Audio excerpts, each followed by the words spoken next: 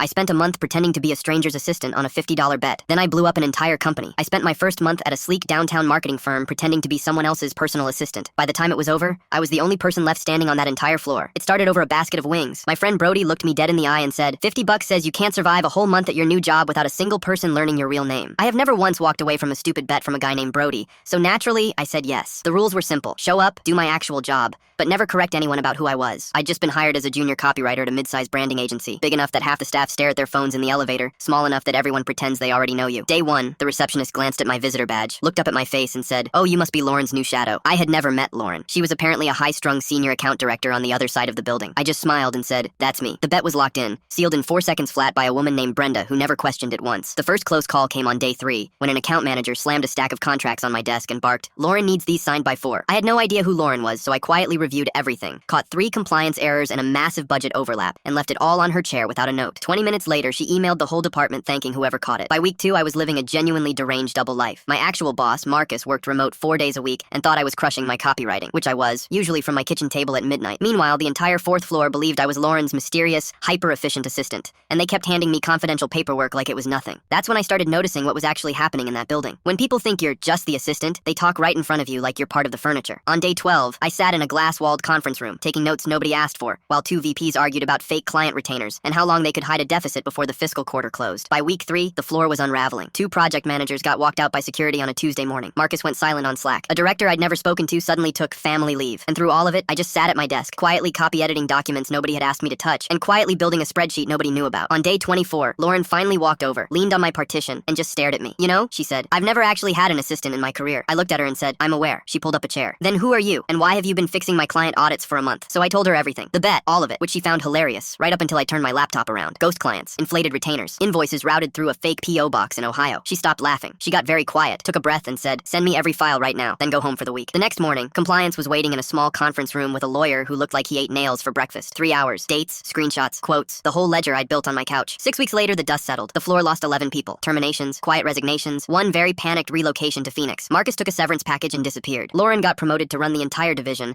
and her first official act was calling me into her new corner office. She leaned across her desk and said, "I need a senior strategist who notices things nobody asks him to notice." Brody paid up in singles, laughing so hard he nearly choked on his iced coffee. Because technically, I lost the bet. Lauren learned my real name on day 24. But the best part? The next Monday, a company-wide newsletter went out celebrating corporate integrity. They spelled my name wrong.